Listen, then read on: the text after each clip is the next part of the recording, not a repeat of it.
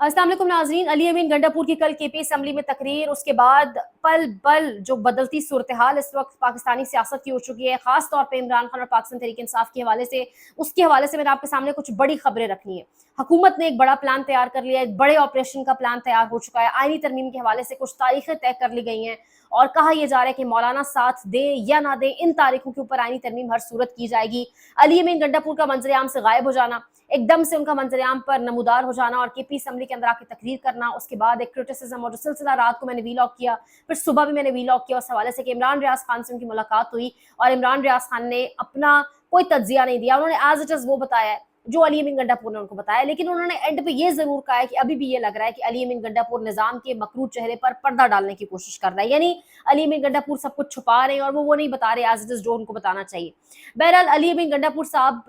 ने कहा अपनी तकरीर के आखिर में कल कि कुछ अच्छे फैसले, कुछ अच्छे नताइज में इंतजार कर रहा हूँ कि कुछ अच्छे फैसले आएंगे। अब वो अच्छे फैसले क्या थे? सुबह होते ही मैंने आपको पहले वीलॉग में बताया कि इमरान खान से मुलाकात के ऊपर पाबंदी। पहले ये पता चल रहा था, जो मैंने सुबह वीलॉग किया, कि 18 अक्टूबर तक पाबंदी, 19 को केस लगेगा तो 19 को ही मुलाकात होगी। अब ये पता चल रहा है कि 23 अक्टूबर तक, यानी 23 अक्टूबर तक मजीद 3-4 दिन आगे कर दिए गए हैं। 23 अक्टूबर तक इमरान खान से किसी किस्म की कोई बातचीत, कोई राब्ता, कोई मुलाकात किसी की नहीं होगी, चाहे वो सियासी कमेटी हो, चाहे वो लीगल कमेटी हो, चाहे वो फैमिली मेंबर्स हो। फैमिली तो इमरान खान साहब की बहनें जाती थी, वो ऑलरेडी जो है वो गिरफ्तार है। सो किसी की किसी किस्म की कोई मुलाकात नहीं हो सकेगी और तमाम तर मुलाकातों के ऊपर बाकायदा पाबंदी लगा दी गई है, थ्रेट अलर्ट्स जारी कर दिए गए। दूसरा बड़ा फैसला आज क्या आया जी? गंडापुर साहब ने कहा कि मुल्क की पाकिस्तान की खातिर में मुज़ाकरात करने के लिए तैयार हूँ। दूसरा बड़ा फैसला ये आया कि केपी हाउस, जो इस्लामाबाद के अंदर केपी की एक निशानी है और एक इकाई है रियासत की, उसको सील कर दिया गया और उसको सील किया गया कि बिल्डिंग रूल्स के खिलाफ वर्जी हुई है, इस वजह से सीडीएस को सील कर रहा है। और केपी हाउस के अंदर वज़ीर आला ऑफिस को भी सील कर दिया गया, मुतअद्दिद ब्लॉक्स को भी सील कर दिया गया और जहाँ पर फैमिलीज का जो ब्लॉक्स हैं, वहाँ पर जो फैमिलीज रह रही हैं, उनको बाकायदा 24 घंटे की सिर्फ मोहलत दी गई। तीसरा अच्छा फैसला क्या आया कि इमरान खान साहब की बहनें अलीमा खान और उज़मा खान, इनका 1 रोज़ा जिस्मानी रिमांड मंजूर हुआ। असद कैसर के भाई का 7 रोज़ा जिस्मानी रिमांड मंजूर हुआ। चौथा अच्छा फैसला क्या आया? चौथा नतीजा सुनिएगा कि पाकिस्तान तहरीक इंसाफ के पेशावर से, मैं माज़रत अभी एंड में बिल्कुल नाम भूल गई हूँ, पेशावर से उनके सोशल मीडिया टीम के एक बड़े अहम रुकन मेंबर, जो बैडमिंटन चैंपियन भी है गालिबन, उनको उठा लिया गया है।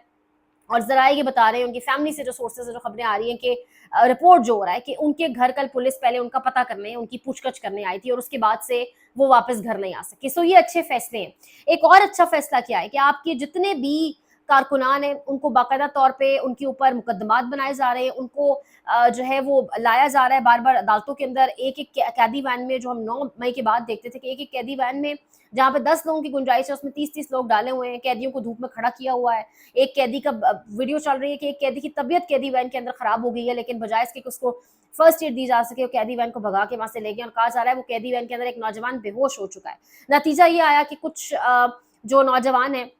उन सब के गलों में एक ही तरह का मफलर डाल के और उनसे ये बयान दिलवाए जा रहे हैं कि हमें अली अमीन गंडापुर ने कहा था कि आप डी चौक पहुंच के जो कुछ भी नजर आएगा, हर इमारत, हर दरख्त, हर चीज को आपने आग लगानी है और वहां पर इंतशार फैलाना है। नतीजा क्या अच्छा आया कि आपके खवातीन कारकुनान जो है उनको गिरफ्तार किया गया और वो बता रही हैं, बाकायदा वीडियोज हैं, वो बता रही हैं कि हमें जो है रेंजर्स ने डंडे मारे हमारी बैक में, और एक खातून कह रही है आप मेरा पीछे खून भी देख सकते हैं। नतीजा क्या अच्छा आया कि आपकी इस्लामाबाद के अंदर जो कारकुनान है, मैं बाकी शहरों की भी तफसीलात नहीं शेयर कर सकती कि वहां पर एग्जैक्टली क्या सिचुएशन है, कि इस्लामाबाद से जो खबरें पता चल रही है, जो लोग हमें बता रहे हैं कि इस्लामाबाद में आपकी जो आम कारकुन है, जो आम शहरी निकला हुआ था, उनके ऊपर इतना वर्स्ट क्रैकडाउन चल रहा है, इतना वर्स्ट क्रैकडाउन चल रहा है कि 9 मई भूल चुके हैं लोग इस टाइम तक। हालांकि 9 मई से वर्स्ट लगता था कि क्या ही होगा, और बाकायदा तौर पर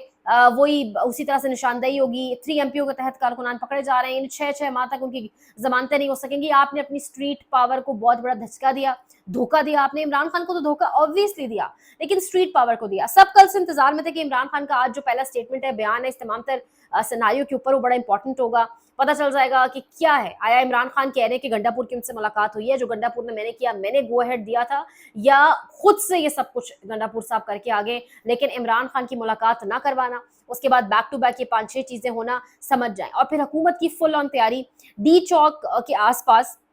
बाकायदा तौर पे सड़कों की खुदाई शुरू कर दी गई है। डर और खौफ अभी भी है, क्योंकि पाकिस्तान तहरीक इंसाफ हर सूरत कह रही है, रात को 4 बजे भी जो उनका इजलास जारी रहा, उसमें कुछ जो चीजें डिसाइड हुई, उसमें एक चीज ये है कि जी जो एहतजाज है वो जारी रहेगा, आईनी जो तरमीम है उनके हवाले से एक मज़ाहमत चलती रहेगी और वो मज़ाहमत रुकेगी नहीं। वो मज़ाहमत किस तरह चलेगी? कारकुनान आपकी जेलों में पड़े हुए हैं, लीडरशिप निकली नहीं है वक्त पे, ये जो सारी कहानी हुई है ना,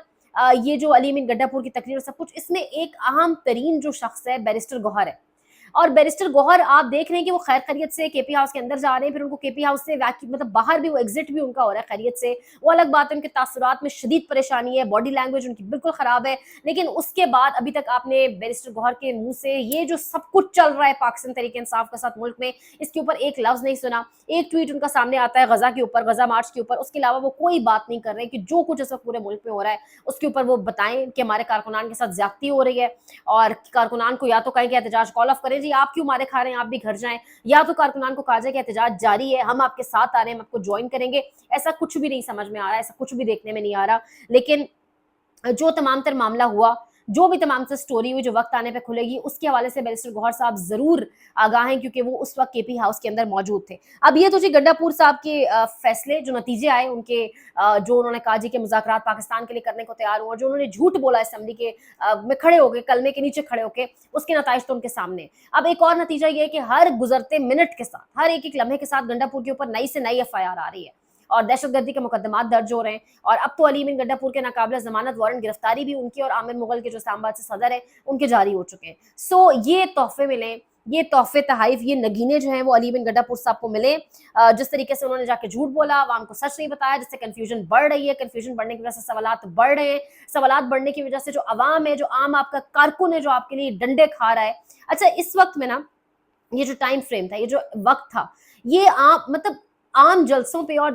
کسی احتجاج پہ نکلنا اور بات ہے. یہ جو وقت تھا نکلنے کا، اگر سنجانی لوگ گئے، لیاقت باغ گئے، وہ بھی obviously بڑی ٹف سچویشن تھی، پولیس تھی، لیکن اس وقت میں لوگ جانتے تھے، نوٹیفیکیشنز جاری ہو گئے تھے، فوج سڑکوں پر ہوگی، رینجرز ڈپلوائے ہو گئے، لیکن یہ کارکن آپ کا نکلا ہے، یہ فوج رینجرز، یہ کسی فورس سے نہیں ڈرا، کیونکہ انہیں لگتا ہے سب فورسز ان کی اپنی ہے اور وہ اپنی ایک تحریک، ایک نظریے کے ساتھ نکلے تو اس ٹائم کے اوپر وہ نکلے، لیکن آپ نہیں نکلے. تو یہ جو آپ کی اسٹریٹ پاور ہے، ان کے سوالات اٹھ رہے ہیں، ان کی بد اعتمادی بڑھتی چلی جا رہی ہے. اور اراکین قومی اسمبلی کو یہی کہا گیا جو رات کو 4 بجے تحریک انصاف کا ہوا ہے فیصلہ، اس کے اندر اجلاس کے اندر کہ کسی صورت وہ منظر عام پر نہیں آئیں تاکہ وہ اٹھا نہ لیے جائیں. ترمیم کے حوالے سے حکومت کی بڑی خبر یہ ہے کہ حکومت نے غزہ کے نام کے اوپر منافقت، ان پہ تو شروع ان پہ ختم، غزہ کے نام کے اوپر انہوں نے اکٹھا کیا